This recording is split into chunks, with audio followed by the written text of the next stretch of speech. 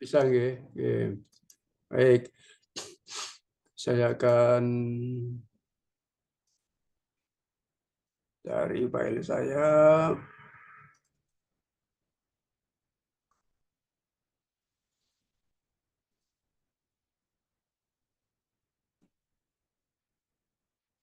Akan saya cari file saya.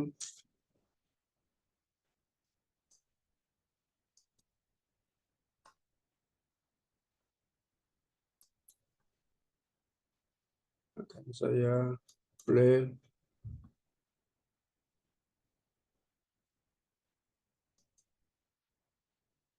Akan saya share.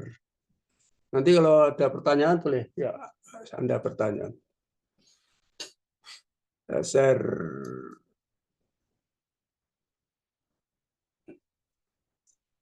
Apakah sudah tampil? Sudah, Prof. Sudah, Prof. Apa hermeneutika ya? Nggih, Prof. Ya, baik. Kalau saya ulangi lagi walaupun sudah ya, pentingnya hermeneutika ya. Jadi ini kakek-kakeknya, kakek moyangnya metode ya. Kakek moyangnya metode yang paling luas dan metode yang paling dalam, semuanya berlaku umum ya, tapi juga mendasar, dan tidak ada satupun metode yang tidak sesuai dengan ini. Metode apapun untuk hidup manusia, bahkan tidak hanya manusia, binatang, tumbuh-tumbuhan juga ciptaan Tuhan. Dan ini satu contoh yang diberikan oleh Tuhan, yaitu fenomena bumi mengelilingi matahari, berputar pada porosnya, dan juga mengelilingi matahari. Itu sudah saya terangkan toh beberapa waktu yang lalu. Jadi kalau saya selalu berpikir belajar itu ya bagian daripada hidup ya menggunakan metode hermeneutika. Ya, belajar. Jadi bagaimana belajar matematika, interaksi antara siswa dengan guru, siswa dengan matematika, siswa dengan artefak, kan begitu kan? Nah, interaksinya itu bisa digambarkan sebagai spiral kehidupan. Ya, di sana pasti ada fenomena menyempit atau meruncing atau fokus. Orang tidak akan dapat ilmu kalau tidak bisa fokus. Begitu. Dan ini unsur mengembang itu adalah unsur menambah ekstensi, unsur menambah pengalaman, menambah pengetahuan, ya. Dan ini menampung semua filsafat dan semua teori tertampung di sini. Ya. Bahkan teori yang dianggap tradisional pun itu masuk di sini. Misalnya teori mengajar matematika berdasarkan metode ekspositori, pamer, kan? Nah, pamer itu sebetulnya apa? Pamer itu sebetulnya dari guru menuju siswa. Gurunya yang pamer, yang fokus. Ya kan? Nah, masalahnya ialah semua metode itu tergantung dari niatnya. Kalau niatnya berorientasi pada guru atau berorientasi pada siswa. Kalau niatnya berorientasi pada siswa, maka yang fokus itu siswanya, yang bertambah itu siswanya, yang membangun itu siswanya. Jadi yang bersesuaian dengan hermeneutika itu adalah misalnya filsafat konstruktivis, kemudian student center, kemudian teori activity, teori activity. Kalau di Jawa ada Cokro Manggilingan, ilmu itu kalakone kanthi laku. Ilmu itu didapatkannya dengan cara dijalankan. Jadi kalau untuk supaya siswa itu bisa memahami, menguasai matematika, ya dia harus menjalaninya. Nah, guru fungsinya ialah memberikan fasilitas supaya siswa mampu menjalaninya, mampu membuat spiral kehidupannya belajar matematika, kan begitu. Maka di sini ada gejala rutin, ya, atau diulang-ulang. Mengulang itu penting, ya. Mengulang itu penting karena memperkuat ingatan. Kan begitu. Baik. Nah, gunung itu bisa dianggap, kalau dalam filsafat, gunung itu bisa dianggap sebagai tidak linear. Tidak linear kalau dalam filsafat, namanya sudah siklik, masuk ke golongan siklik. Kalau dalam matematika nggak bisa. Dalam matematika ya siklik, ya ada grup siklik, ada macam-macam, ya silakan. Ini filsafat. Nah, ternyata universal toh. Ini kan Belanda, ini orang Belanda yang Morland ini kan orang Belanda yang mengembangkan etnomatematika dengan gunung es, iceberg approach, pendekatan gunung es. Ini realistik matematik. Jadi etnomatematika itu bersesuaian dengan metode apa saja yang berorientasi kepada siswa. Nah, ini realistik matematik ini berorientasi pada siswa. Maka ini sesuai dengan etnomatematika. Sedangkan etnomatematika sendiri itu tidak menyediakan sintak. Sintaknya ialah ikut daripada metode lain yang digunakan. Misalnya meaningful learning, atau misalnya metode problem solving, PJBL, dan seterusnya. Sintaknya ikut di sana. Jadi tidak ada sintak khusus etno. Kalau ada yang bikin buku membuat sintak, yaitu salah. Kan gitu. Nah, ini saya menyinggung realistic mathematics education. Jadi belajar kalau pendidikan kontekstual, jadi etnomatematika, jadi yang bersesuaian dengan pendidikan berorientasi pada siswa itu adalah pendidikan kontekstual. Nah, ini bentuknya realistic mathematics education itu juga salah satu metode kontekstual, pendekatan kontekstual. Nah, benda-benda di sekitar. Nah, kalau kontekstualnya adalah dari budaya, namanya etno, gitu saja. Kalau kontekstualnya dari budaya adalah namanya etno. Sekali lagi, etno kita adalah etno tingkat rendah, yaitu belajar matematika, siswa belajar matematika menggunakan budaya, jangan dibalik. Kalau etno tingkat tinggi, itu menggunakan matematika untuk membangun budaya. Misalnya Nyoman Nuarte dari Bali, dia menggunakan matematika untuk membuat patung Garuda, ya, Istana Garuda di IKN. Ini kalau siswa SD, SMP itu nggak ada urusan dengan budaya. Dia hanya mengambil saja, memanfaatkan saja. Jadi kalau guru matematika di SMP, SMA, nggak usah khawatir, nggak usah harus dibebani. Mau belajar etnomatematika Candi Borobudur, syaratnya harus bisa bikin Candi Borobudur. Ya nggak mungkin lah ya, kan begitu. Nah, kemudian untuk ini yang dikerjakan oleh etnomatematik dari Bandung, dari Bandung juga ada dulu kerjasama dengan kita UNY, kerjasama dengan Bandung, kerjasama dengan Belanda. Yang lulusan dokter lulusan etnomatematika yang bukan, maksudnya apa namanya ini, realistic mathematics education itu Pak Aryadi Wijaya sekarang udah jadi profesor. Kemudian Bu Nila Mareta itu sekarang sedang S3 di sini. S2-nya di sana dulu. Ya. Kan gitu. Nah, kan gitu. Jadi beberapa teman yang kuliah di Belanda itu mempelajari realistic mathematics education. Nah, di dalam realistic mathematics education, maka siswa itu dengan konteks benda-benda konkret. Misalnya ada gerbong kereta api, ada kalender, segala macam, ya, ada binatang-binatang dan sebagainya. Nah, dari benda-benda yang kontekstual itu dibuat model materialnya,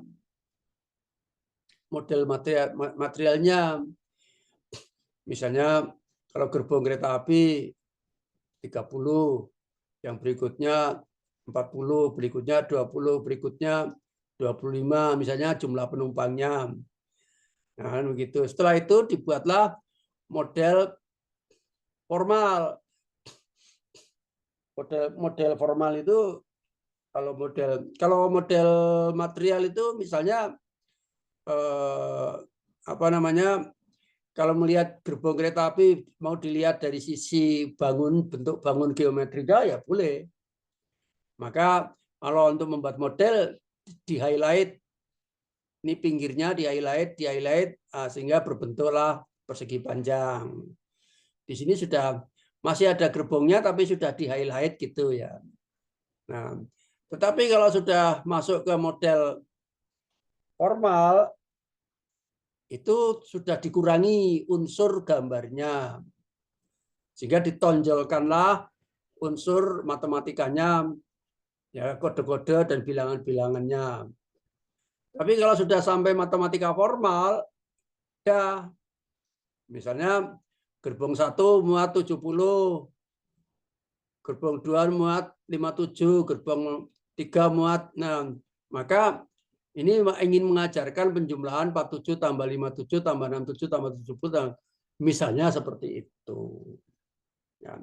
Kalau sudah seperti ini, sudah ditulis dengan penjumlahan 47 tambah 28, misalnya, itu sudah namanya bentuk formal. Ini sudah lambang-lambang matematika. Ini kerjanya, walaupun di SD, ini kerjanya sudah seperti matematikawan. Makanya namanya matematika formal. Gitu. Baik, itu filsafat gunung ya. Gunung itu bagian daripada spiral kehidupan di dalam hermeneutika. Maka orang Indonesia yang sudah dicatat di UNESCO punya tinggalan wayang. Itu berupa gunung. Namanya gunung kehidupan. Jadi kalau ada pertunjukan wayang di Indonesia atau di Jawa, kalau gunungnya belum digetarkan itu belum ada kehidupan. Kan gitu. Maka gunungnya digetarkan terlebih dahulu oleh si dalang itu. Di dalam gunung itu termuat kehidupan. Macam-macam. Ada penduduk, ada rumah, ada kerajaan, kekuasaan, ya, ada hukum, ada hukum rimba, ada binatang, segala macam. Kan begitu. Nah, kalau dari sisi psikologis atau filosofinya juga bisa, yaitu kalau orang barat mengenal iceberg, kalau di Indonesia ya gunung lah ya, volcano gitu ya. Nah, sekarang psikologinya, psikologi tsunami, ya, psikologi tsunami. Psikologi tsunami ini artinya begini, kalau Anda ini orang muda, dengan saya orang yang sudah tua. Kalau Anda bergaul dengan saya, berkomunikasi, maksud saya, berkomunikasi dengan saya, tetapi kondisi Anda tidak dalam keadaan gembira, tidak dalam keadaan senang, tidak punya motivasi, dalam keadaan terpaksa, ya, maka saya ketika memberi kuliah itu seperti sesuatu, komunikasi saya seperti sesuatu yang menekan Anda. Dalam keadaan netral pun dianggap bisa sebagai suatu tekanan, apalagi marah. Ya. Apalagi marah. Ini teman-teman yang hari Jumatnya mana nih? Siapa saja yang hari Jumat? Bu Witri. Saya, Prof. Terus yang lain? Hadir, Saya, Prof. Prof. Siapa? Bu Dina, terus Mas apa? Novan, Saya, Prof. Bu Usna, Prof. Bu Usna, ada 3. Pak Novan belum datang ya? Udah bro, saya bro. Mana? Oh, kamu Maaf. sembunyi di situ. Iya maaf. Nah ini Saya salah off satu kamera bro. ya. Kenapa? Sedang di sini lainnya tidak bagus bro. Ya, diusahakan lah ya. Tapi Baik, kan secara psikologis ini menunjukkan bahwa Anda sembunyi dari saya. Ya, sembunyi dari saya itu artinya saya itu adalah sebuah gunung yang tinggi. Yang ada di puncak sana itu magma. Ya, dan Anda khawatir maka Anda berlindung. Di kamera baik, saja baik, sudah berlindung gitu loh. Nah, ini. Saya sekarang saya marahi sekarang.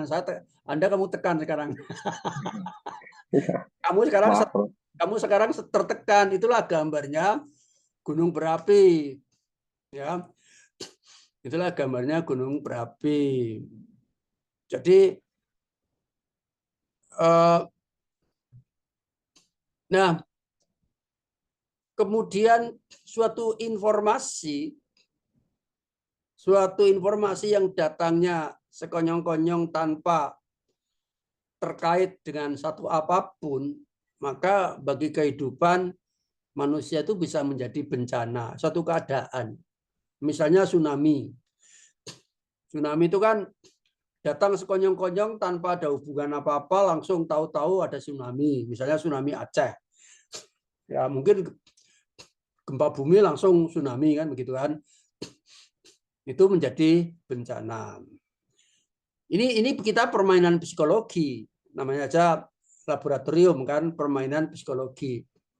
Nah, kemudian sekarang apa yang terjadi jika seseorang sudah mengetahui akan ada tsunami? Ya. Kemudian seseorang itu mempersiapkan diri. Ya. Seseorang itu mempersiapkan diri kalau akan ada tsunami. Maka dia mungkin ini misal pengandaian. Misal dia mempersiapkan diri dengan cara membuat rumah terapung tahan tsunami. Ya gitu ya. Umpamanya seperti itu. Rumah terapung tahan tsunami. Nah, karena rumah terapung tahan tsunami, ya, maka ketika ada tsunami datang, maka dia selamat, tidak tenggelam. Kan begitu. Dalam pikiran dia, mungkin dia akan membuat rumah-rumah semacam itu yang nanti akan dibisniskan, dijual. Nah, maka dia itu seseorang yang ya merubah bencana menjadi barokah, gitu ya. Yang merubah bencana menjadi barokah. Nah,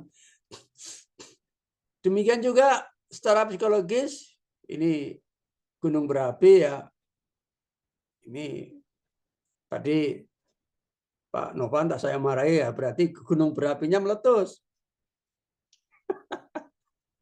Ya. Maka sebagai orang tua itu harusnya jangan suka marah. Ya. Saya menasihati pada diri saya sendiri. Ya. Karena omong-omong itu lebih mudah daripada menjalankannya. Nah, maka gunung meletus itu adalah fenomena orang berkuasa.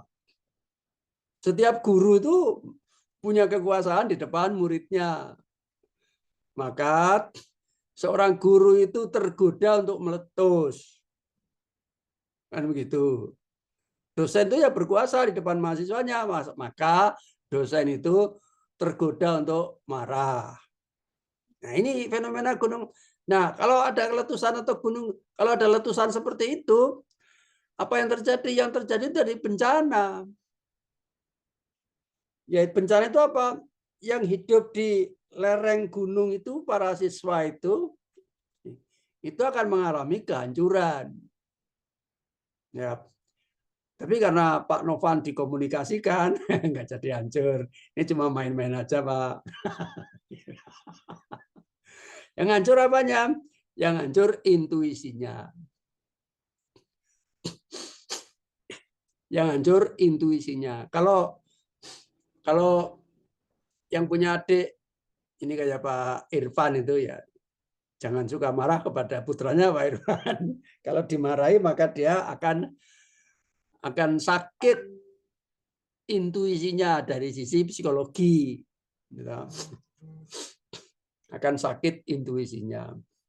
Intuisi itu bisa sakit, bisa sehat, bisa juga hilang atau hancur. Kan begitu.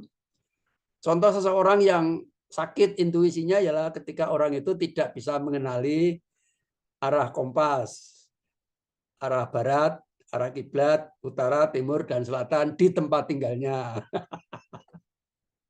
Maka dia sendiri mungkin satu keluarga nggak bisa mengenalinya, maka dia intuisinya tergoda atau tidak sehat. Mungkin karena apa? Oh, ternyata rumahnya di pinggir jalan dan jalannya memang seperti di Sumatera itu, ya. Ke utara juga betul, ke barat juga betul. Ya. Kadang-kadang orang mengatakan ke barat, kadang-kadang orang mengatakan ke utara, itu mengganggu intuisi. Jadi kalau Anda itu ingin percobaan, ya, supaya menghilangkan intuisi arah mata angin, ya, rumah Anda setiap pojok di rumah Anda dibikin tumpul. Gitu. Yang tadinya segi 4 jadi segi 8. Gitu.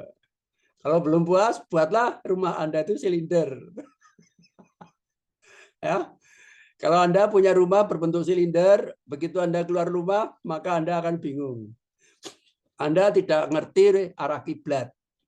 Itu yang jelas. Kecuali sudah ada tanda-tandanya yang dipakai sebagai pedoman. Nah, gitu ya. Nah, di Jogja ada tokohnya, ya, Mbak Marijan, ya. Ini sudah meninggal dunia terkena letusan Gunung Merapi. Si penjaga Gunung Merapi, ya, di Yogyakarta. Ini diteladani karena apa? Karena komitmennya dengan tugas. Ya. Karena merasa ditugaskan oleh Raja Yogyakarta untuk menjaga Gunung Merapi, walaupun gunungnya meletus, dia tetap nggak mau pergi di situ saja, gitu. Itu kan karena komitmen tugas. Yang kita bicarakannya kan siswa yang belajar matematika, kan begitu. Nah, sehingga jika suatu fenomena akan menimpa seseorang, di mana seseorang itu tidak siap, maka akan terjadilah bencana bagi orang itu.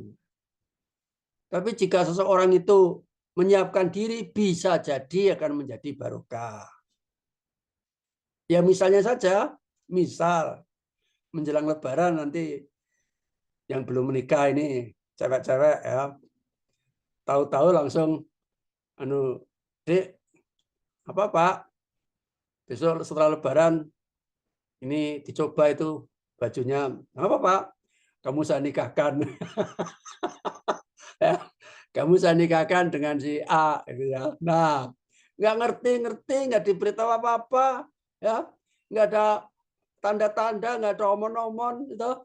Tahu-tahu setelah Lebaran disuruh nyoba baju, ya, baju untuk resepsi pernikahan, coba apa yang terjadi? Maka langsunglah itu menjadi bencana bagi Anda.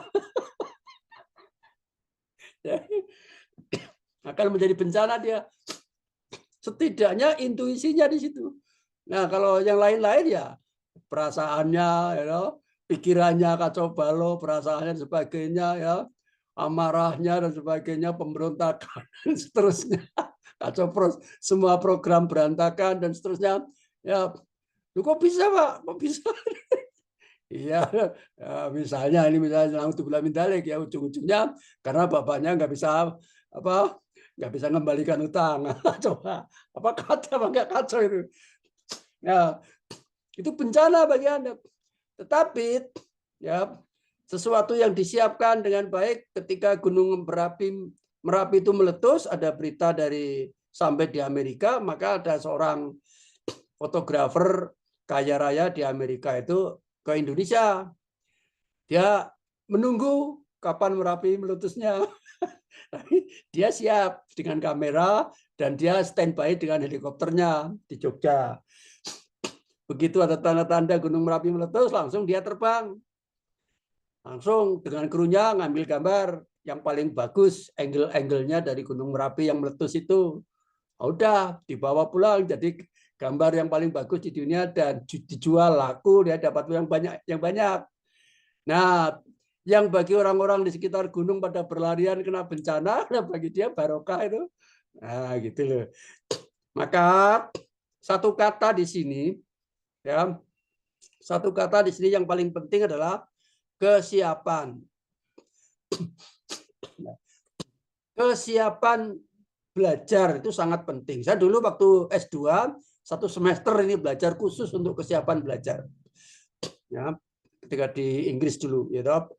Nah, kesiapan itu datangnya dari mana? Kesiapan itu datangnya dari konteks. Nah, konteks benda sekitar, berarti etnomatematika konteks budaya. Berarti etnomatematika itu memberikan konteks. Ya. Apakah konteks itu, ini Pak Marsigit, gitu, mengintisarikan atau mengambil intisari dari konteks. Kata dasar dari konteks itu adalah terkait sehingga siap. Kan begitu. Terkait sehingga siap. Maka orang Indonesia pada umumnya, orang Jawa pada umumnya kalau mau punya hajat menantu misalnya, maka sebelumnya ada berbagai macam rangkaian kegiatan. Ada selamatan, gitu, kenduri dan sebagainya. Itu salah satu bagian supaya warga sekitar itu siap.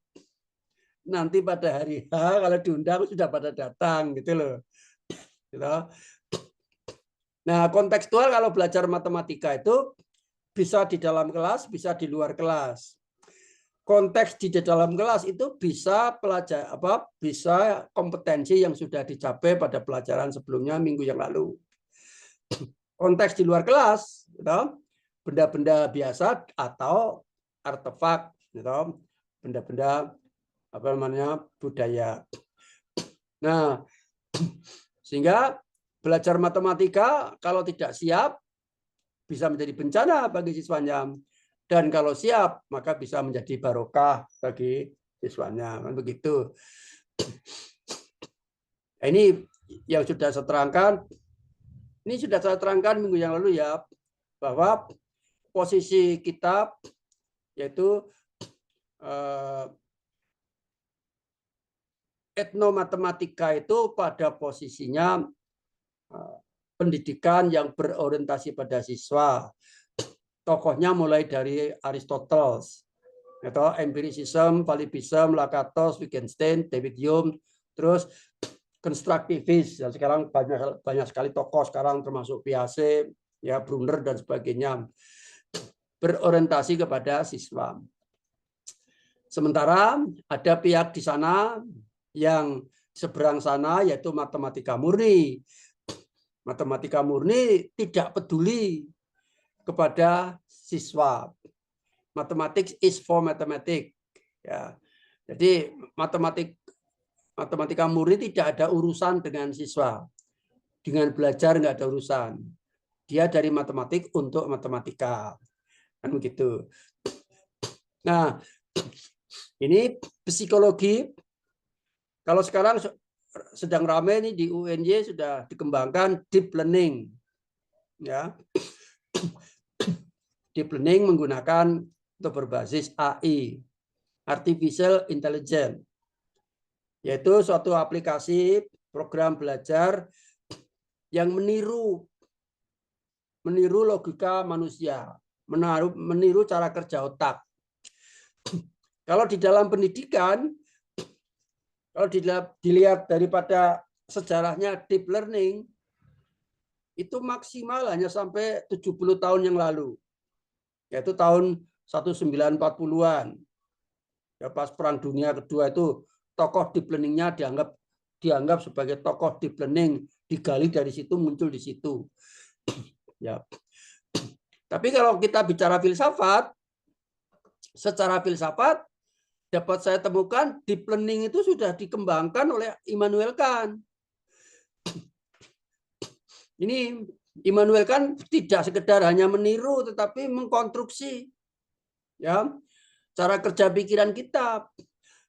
Pikiran kita dibagi menjadi dua, yaitu pikiran di atas, logika, yang pikiran bawah adalah pengalaman. Matematika itu hanya di atas saja. Sedangkan anak kecil itu adalah lebih kuat di pengalaman. Nah, ini cocok untuk menuju ke mana? Ke atas menggunakan apa namanya? Ini sebagai basis, ya, sebagai basisnya. Maka hanya pendidikan dan melalui filsafat itu berbeda jauh jangkauan sejarah dan kedalaman daripada landasannya. Nah, ini secara psikologi belajar atau pembelajaran, gambaran pembelajaran yang sebelah kiri kalau yang berpusat pada guru. Ya, Anda tadi merasakan bagaimana rasanya kalau Pak Marsigit marah. Anda tertekan loh. Nah, tertekan. Ya seperti ini gambarnya. Pak Marsigit yang bersungut-sungut, gitu, suara keras, tegas, ya. Semua mahasiswa menunduk, ketakutan, bahkan sembunyi di balik kamera. Ya, gitu. Dan ini terus-menerus.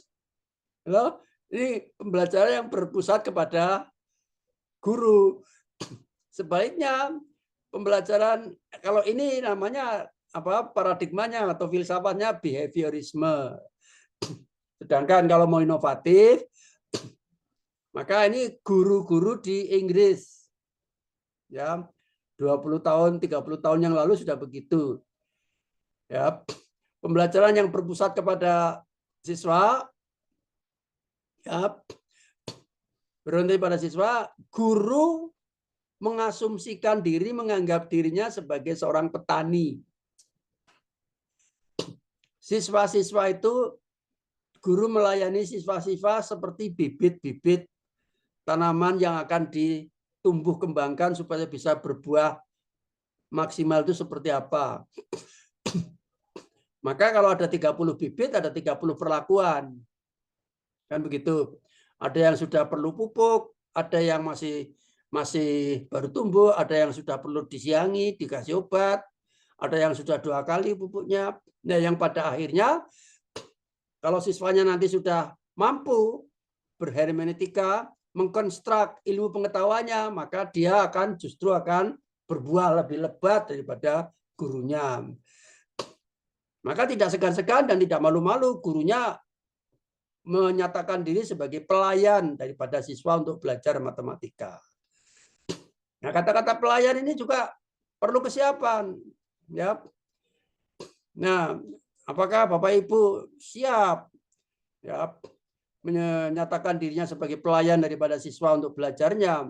Nah, ini psikologis juga, betul? Psikologis juga, betul? Itu penghayatannya masalahnya, ya. Nah, sehingga kalau ingin menginovasi pembelajaran matematika, ya, matematika di Indonesia yang pada umumnya, ya, ini pendidikan tradisional atau konvensional, ya, keilmuannya adalah keilmuan yang kemarin sudah saya berikan sebagai kuis, yang bersifat formal, gitu, yang pendidikan ini disukai oleh feodal, oleh penjajah, oleh industrial, oleh Donald Trump. Ya, Donald Trump sekarang bisa berbuat sekehendak karena dia paling kuasa di dunia. Gitu. Nah, gitu. Tapi akibatnya apa? Akibatnya baru bergerak sedikit saja sudah ada yang tewas. Di Timur Tengah 50 orang tewas dibom oleh Donald Trump. Nah, kan gitu kan? Nah, itulah. Maka kan di sini bagaimana orang-orang mau melindungi siswa dari kesewenang-wenangan pendidikan. Karena pendidikan di sini adalah pendidikan sebagai suatu instrumen, alat untuk menguasai dunia. Kan begitu, oleh orang dewasa. Nah, di sini pendidikan berdasarkan kebutuhan. Maka paradigmanya harus dirubah. Matematikanya harus dirubah. Yang tadinya sebagai ilmu, sebagai body of knowledge, dirubah sebagai kegiatan. Diwadahi dengan dinamakan sebagai school matematika atau matematika sekolah. Matematika sekolah didefinisikan sebagai activity atau sebagai kegiatan. Nah, di sini sub daripada hermeneutika di dalamnya mengandung filsafat fenomenologi. Tadi saya sudah mengatakan hermeneutika itu menampung semua filsafat, menampung semua ilmu, bahkan semua kehidupan. Itu kakek moyangnya metode, grand metode, paling luas dan paling mendasar. Di dalamnya mengandung fenomenologi dari Husserl, seorang filsuf. Fenomenologi juga begitu. Jangankan matematika, semua orang juga mengenal, dikenai. Tumbuh-tumbuhan juga terkena, binatang juga terkena. Baik kita itu sadar maupun tidak sadar, itu berhermeneutika. Berfenomenologi. Misalnya, ini contohnya daripada fenomenologi itu, misalnya kita bernapas. Kalau kita bernapas, kita menghirup udara, masuk ke hidung, masuk ke paru-paru. Begitu yang kita hirup itu adalah asap rokok, langsung kita batuk-batuk. Paru-paru langsung menolaknya. Kita menoleh ke sana dan kita berjalan ke sana menghindari rokok. Mencari udara yang segar. Itu namanya abstraksi. Abstraksi itu adalah reduksi atau memilih. Maka dalam filsafat, sebenar-benar orang cerdas adalah orang yang bisa memilih. Sebaliknya, sebenar-benar orang bodoh adalah orang yang tidak bisa memilih. Maka kalau ada pemilihan umum di Indonesia, saya mengimbau janganlah jadi golput.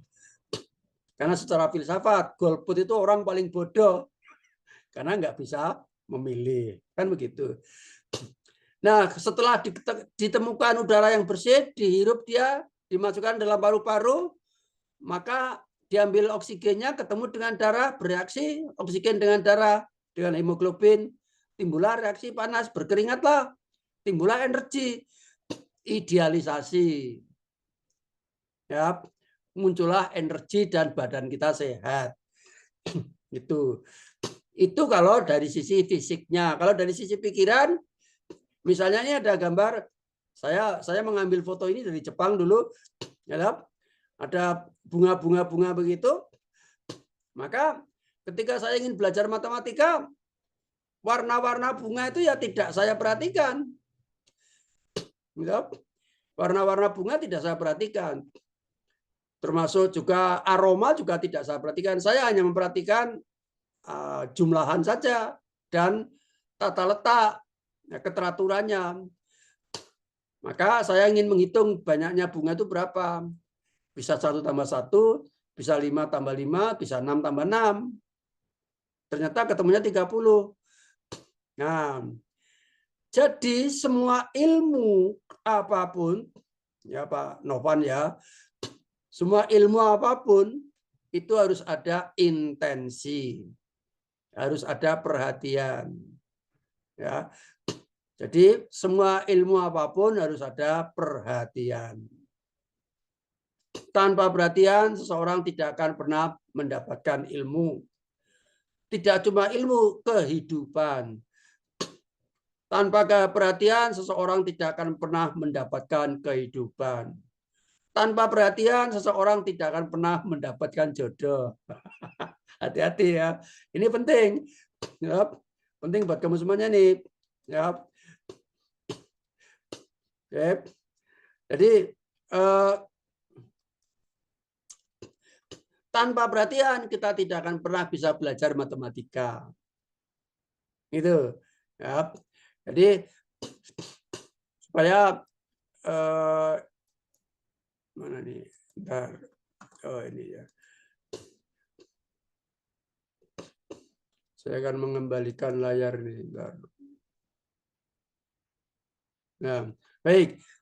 Jadi perhatian itu sangat penting. Jangan dikira. Maka kalau ada di antara Anda di sini dengan saya tidak perhatian itu bermasalah.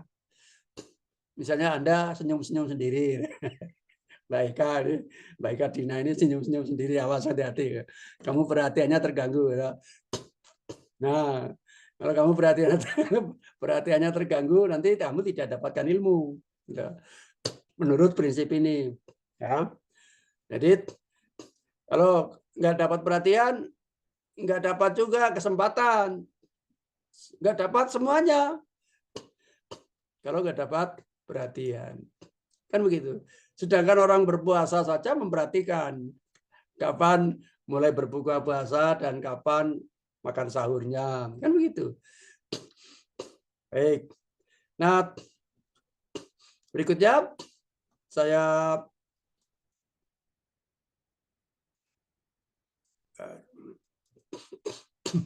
teruskan. Nah, matematika ideal dan matematika yang konkret. Jadi saya kembali lagi ke sini, ke bentuk ideal ini. Ya, saya ingin apa namanya menyampaikan kepada Anda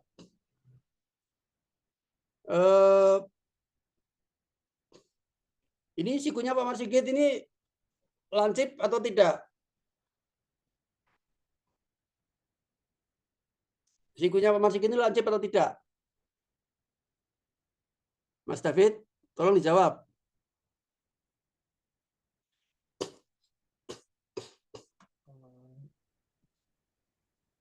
Halo, Tidak lancip, tidak lancip, Prof. Tidak lancip. Terus apa kalau tidak lancip? Tumpul. Iya, tumpul. Iya, iya, iya. Jadi di dunia ini dalam kehidupan sehari itu tidak ada benda lancip dan tidak ada benda tumpul. Kalau yang dimaksud lancip dan tumpul adalah sudut. Begitu. Maka orang matematika sebetulnya sudah mulai aneh dibanding dengan orang awam, apalagi orang filsafat. Ya. Sebab di dunia itu nggak ada benda lancip. Ada yang mau berbantah-bantah dengan saya? Ya, jarum itu, ya Pak David, jarum itu lancip atau tidak Pak David?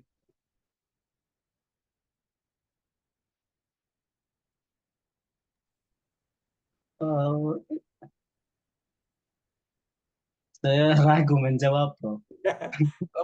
Pak Novan, jarum itu lancip atau tidak?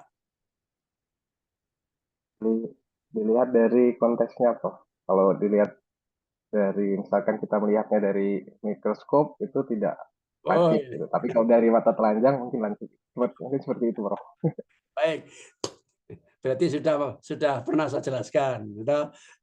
Sudah pernah saya jelaskan. Berarti segala macam sifat matematika itu adalah sempurna. Lancip ya sempurna lancip.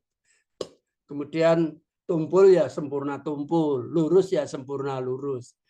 Dan sifat yang sempurna itu di dalam kehidupan ini enggak ada. Yang ada hanya di dalam pikiran. Anu gitu.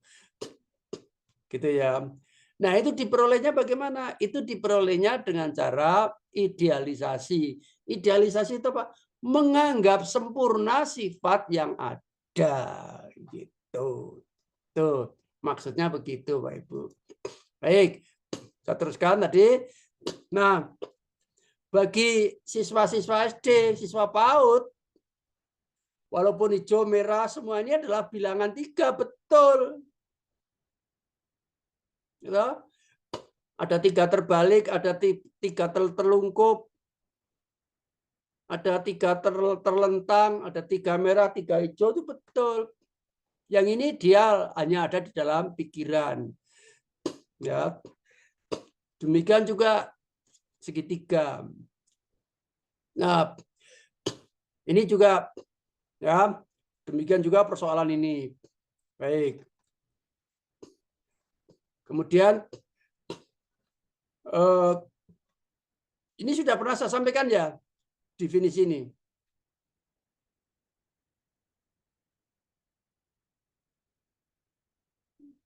Mbak Bu Usna, sudah pernah saya sampaikan belum ini definisi ini?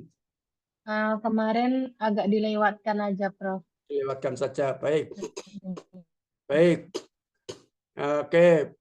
Sudah ya, ini sudah. Oke, kalau begitu. Sekarang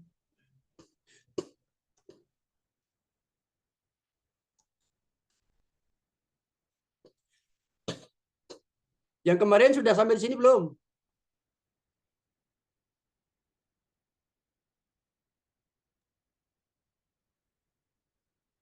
Yang SIMAP sudah, Prof. Oh, SIMAP sudah. Ya, baik. Baik, kalau begitu. Ya. Kalau gitu saya stop share dulu ya. Baik. Ya, kalau saya mengulangi itu enggak ada masalah. Karena memang secara prinsip kualitatif filsafat memang diulang-ulang supaya ada semacam penguatan begitu ya. Baik. Bapak Ibu semuanya yang saya hormati, sekarang terkait dengan tugas ya. Terkait dengan tugas. Kita baca ya di WA saya. Tugas 4 dan tugas 5 ini saya dapat kiriman dari Bu Sapa ini, dari Mbak Vita. Mbak Vita mana nih Mbak Vita? Saya, Oke. Prof. Oke, Nggih, pun Prof. ini terima kasih atas kirimannya itu. Nggih, sami-sami, Prof. Ya. Kalau kuliah terakhir kita kapan? Kuliah terakhir, Kak, kan berhubung di hari Jumat itu banyak tanggal merahnya ya, Prof ya. Melebihi dari jadwal kalender akademik, Prof. Ya, jadi baik. Jadi ini kan yang tugas 3 ini sebetulnya hanya untuk wrap up ya, supaya adik-adik semuanya, Bapak Ibu memahami lah ya, merangkum ke semua dari yang terkait, ada hermeneutika, ada filsafatnya, ada paradigmanya dan seterusnya gitu. Baik kalau begitu. Nah, untuk yang tugas 4, identifikasi etnomatematika di lingkungan sekitar. Baik, Ibu dan Bapak sekalian. Begini, ya saya ingin menyampaikan.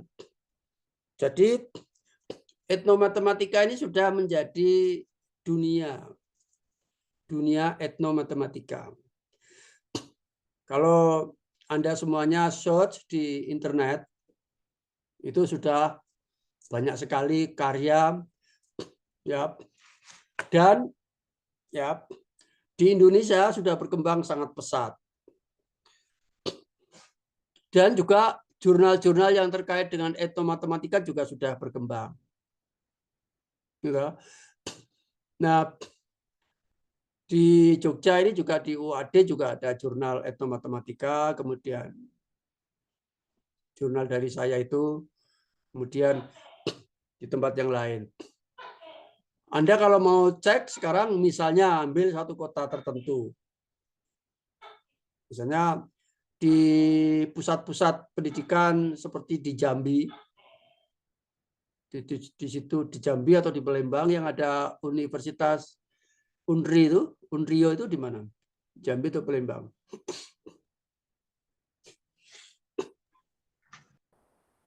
Jambi ya. Kalau Unri di Riau, Prof. Odria. Kalau di Jambi ada Unsri. Kalau di Jambi Unsri. Unja, kalau di Palembang Unsri, Prof. Oh ya, Palembang Unsri. Coba kita cek ya. Mari kita cek. Palembang Unsri.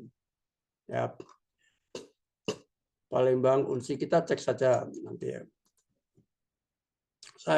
Mari kita coba search di Google. Mari kita search di Google. Ya.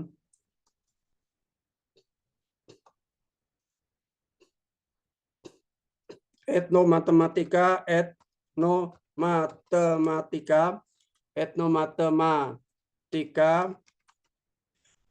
nggak usah pakai bahasa Inggris, pakai bahasa Indonesia saja. Etnomatematika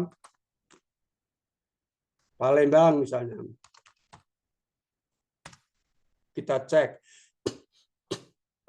Etnomatematika Palembang. Nah, ini akan saya share contohnya. Oke. Jadi etnomatematika Palembang. Ya.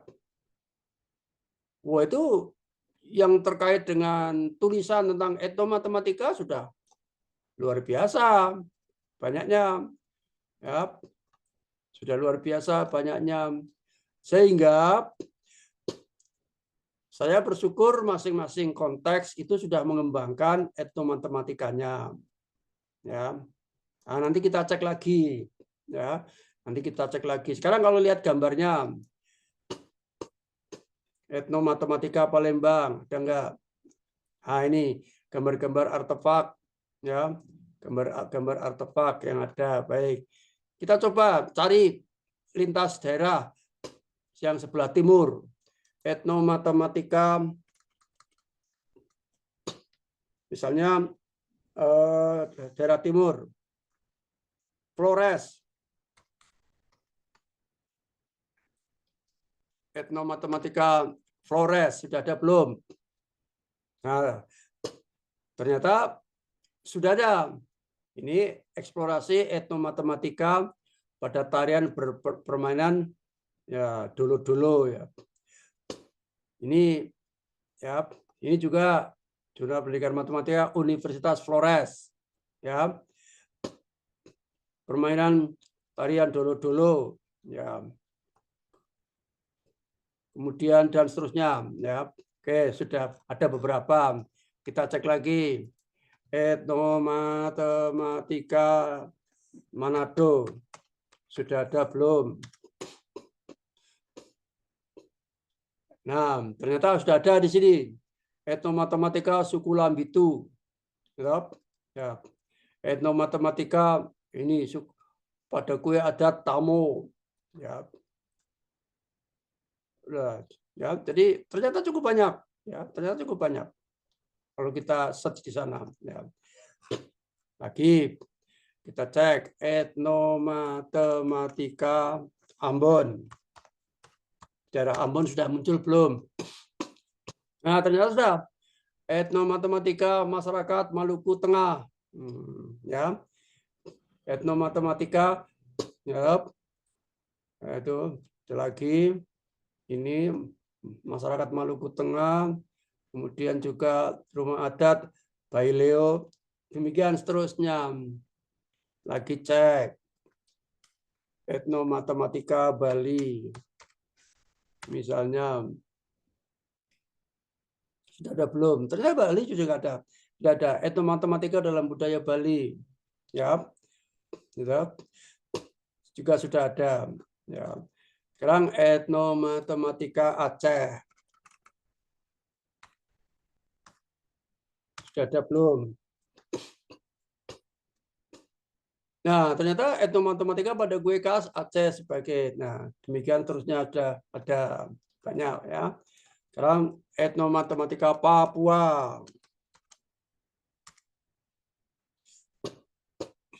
Ya, karena saya juga pernah merasa membimbing dari sana, pernah membimbing yang dari Manado juga pernah, ya. Bahkan, jadi coba Papua beberapa kali ya, saya membimbing dari Papua. Etnomatematika Dayak. Dayak saya sudah 15 tahun yang lalu saya mahasiswa, saya bimbing dari Dayak itu ya. Ya. Nah, Etnomatematika pada budaya masyarakat Dayak. Gitu ya. Oke, etnomatematika rumah adat suku Betang Dayak. Ya. Oke. Dayak bahkan ada. Jadi ternyata seluruh Indonesia dari Sabang sampai Merauke, ya. Kalau Merauke coba kita lihat. Ada belum? Merauke. Ya. Etnomatematika Merauke. Sudah. Ya, sudah ada ternyata. Oke. Nah, saya senang ya. Artinya memang inilah kekayaan bangsa Indonesia ya. Kekayaan bangsa Indonesia, kesadaran untuk apa namanya? Untuk inovasi pendidikan melalui etnomatematika ya. Jadi tidak salah kalau Mas David ya ambil etnomatematika. Halo Mas David. Halo Mas David. Iya, siap. Ya, Mas David dari mana? Nusa Tenggara Timur, Kupang, Prof. Oh ya, coba kita cek ya etnomatematika Kupang. Kita cek. Ya. Saya punya pola bilangan, Prof. Ya, etnomatematika Kupang sudah ada belum? Nah, itu sudah ada ini. Ya. Etnomatematika pada rumah tradisional di mana nih? Ya. Kemudian ya rumah tradisional ya etnomatematika dari Kupang. Ya. Ya gitu. Jadi kita tidak sendirian. Ya. Kita tidak sendirian. Dan apa namanya? Oke, sekarang saya akan kembali lagi. Mana nih? Oke, akan saya stop share. Jadi sebetulnya ini menjadi kekuatan ya secara geostrategis ya pendidikan dunia. Indonesia punya kekuatan, termasuk misalnya contoh ya, ini kekuatan medsos ya. Banyak youtuber dari luar itu yang mengambil apa namanya like ya orang-orang Indonesia untuk jadi subscriber ya. Untuk mencari nafkah di Indonesia. Dia nayang-nayangkan yang terjadi di Indonesia, ada kereta api cepat, ya. Ada bus itu, kemudian macam-macam di Indonesia. Padahal dia bukan orang Indonesia, ya. Tapi dia, ya, nah itu karena apa? Karena saking banyaknya orang Indonesia. Ya, kalau dia menarik ya topiknya menarik bisa sampai jutaan ya. Apa yang like begitu kan, dia sudah otomatis itu cuan bagi mereka itu. Nah ini juga etnomatematika yang sekian banyak itu menjadi power ya menjadi power. Hanya dunia kan sebetulnya sama saja dengan sifat orang juga kan, ada rasa iri hati dan sebagainya kan ya, atau kalau bisa memanfaatkan ya gimana caranya ya, kalau bagus dan nggak bisa dimanfaatkan ya mereka diam saja. Biasa begitu. Tapi kalau dilihat dari keanekaragaman masing-masing daerah, ya, Anda nanti bisa diteruskan search-nya di tiap-tiap kota, coba dicek. Hampir sudah ada etnomatematikanya. Ini artinya apa? Ini sudah suatu gerakan. Dan ini sudah suatu dunia. Ini gerakan yang sudah masif. Tapi di luar proyek. Tidak diproyekkan, coba. Pemerintah bisa nggak melihat ini? Ya. Nah, ini kerja yang nyata dari kampus-kampus, dari para mahasiswa, dari Anda yang punya kesadaran, pembelajaran matematika yang kontekstual. Karena apa? Ada daya tariknya. Daya tariknya ya apa? Mengungkap, meningkatkan, mengenalkan diri, jati diri budaya sekitar.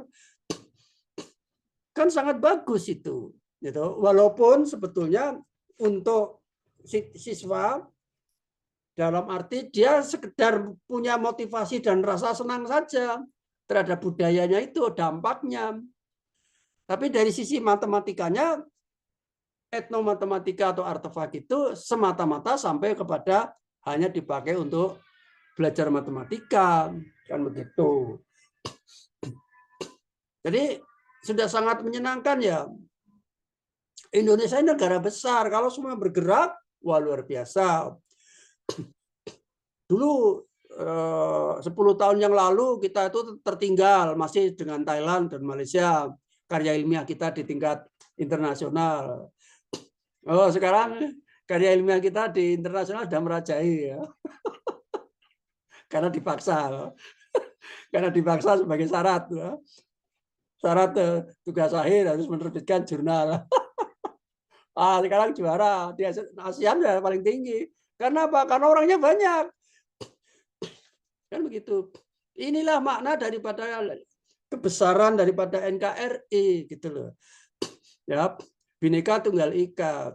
Ya, walaupun Ika kita tuh beraneka ragam, walaupun beraneka ragam kita tetap Ika, yaitu NKRI. Kan begitu, sangat kuat. Dari Aceh sampai Papua bahkan Merauke, semuanya sudah ada unsur etnomatematika. Ini sudah mendunia. Ya, ini sudah jadi dunia, seperti juga dunianya problem solving gitu ya. Karena ya, ciri-ciri kalau itu sudah dunia itu gampang mencari referensinya. Ya, ciri-ciri kalau sudah mendunia itu gampang mencari referensinya. Ya, sudah ada di mana-mana, cari di mana-mana sudah gampang. Dan yang lagi-lagi yang menjanjikan bagi para mahasiswa kalau mengambil etnomatematika, mahasiswa itu ada semacam kontribusi positif terhadap masyarakatnya, ingin mengangkat derajat dan harkat budayanya sehingga dikenal.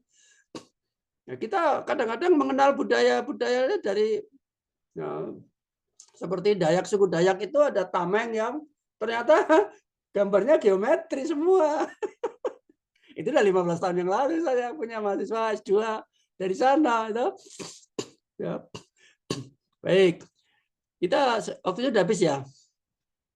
Ampun, Prof. Baik. Baiklah. Saudara semuanya. Jadi untuk yang tugas-tugas, jadi untuk minggu depan kita sudah Lebaran ya. Nanti kita tolong Pak Irfan di WA nanti kita masuknya kapan ya.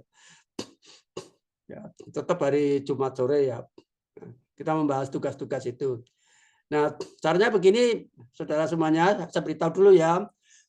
Jadi, kalau untuk mengeksplor etno itu harus punya dulu mindset dalam pikiran kita ini, matematikanya yang akan dipelajari siswa itu apa. Sebab orang datang ke candi, ke artefak itu 1001 macam. Ada yang datang ke candi mau buka UMKM di sana, mau jualan es atau jualan apa ya, gorengan. Nah, sehingga ketika ditanya kamu ngapain, dapat apa di sana, dapat pembeli. Jadi observasi sekarang itu bisa digantikan dengan online. Ya. Ini sebentar lagi saya ingin lihat ya, ingin tunjukkan kepada Anda ya. Kita search online ya dari Google. Satu lagi saja nanti yaitu saya akan search ya, akan saya tunjukkan kepada Anda ya.